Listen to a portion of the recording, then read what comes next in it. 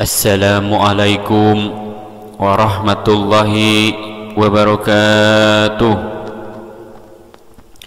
Innal hamdalillah wassalatu wassalamu ala Rasulillah Sayyidina Muhammad ibni Abdillah wa ala alihi wa sahbihi wa mawalah, amma ba'du.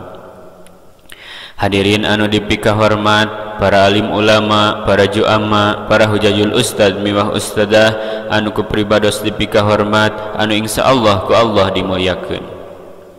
Oge teu hilap ka bapak-bapak, ibu-ibu, warga sadaya anu kupribados dipika hormat, anu insyaallah ku Allah dimuliakeun. Tina sabadana simkuring nyanggakeun tahiyatul islamiyah anu jadi kahormatan puji miwah syukur urang sanggakeun ka Allah Subhanahu wa taala anu alhamdulillah kalayan takdir ti mantena urang sadaya tiasa riung mumpulung patepung lawung patepang wajah dina tempat anu ieu barokah.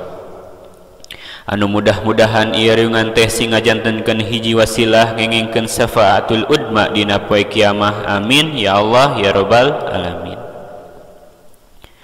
Oge rahmat miwah salam mugia salalamina dicurah tur dilimpah ka paduka Rasul wastana Kangjeng Nabi Muhammad sallallahu alaihi wasallam.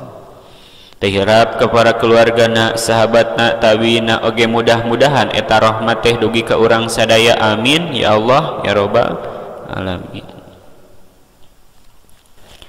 Hadirin anu dipika hormat, dina kesempatan anu mulya ieu simkuring bade ngaoskeun perkawis kiamat. Naon margina sabab kiamat teh mangrupa hiji kajadian anu ditangtukeun ku Allah Subhanahu wa taala. Ngan kiamat teh aya dua, hiji kiamat kubro nyaeta kiamat gede teh ngaranna anu mangrupa hancurna alam semesta jeung eusina. Anu kadua nyaeta kiamat sugro nyaeta kiamat kecil teh ngaranna sapertos maot, cilaka jeung sajabana. Tah ku urang kudu dijieun patokan dina segi ibadah, ulah nepikeun ka urang teh embung ibadah atawa ibadah diengke-engke.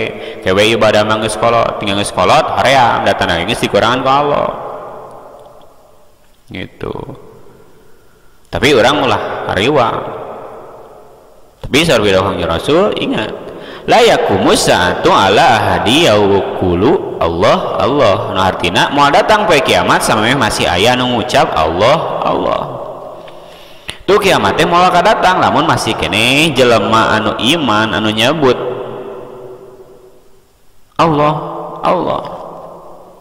Ngan teu sakedik zaman ayeuna mah tos mulai jalmi teh alim deukeut ka Allah, alim ingat ka Allah. Contohna pemuda zaman ayeuna loba nu ngaji eta loba nu henteu, loba nu henteu, loba nu salat atawa nu henteu, loba nu henteu, loba nu puasa atawa henteu, loba anu henteu. Ede kumaha generasi penerus urang mangkani anu kolot bakal beralih,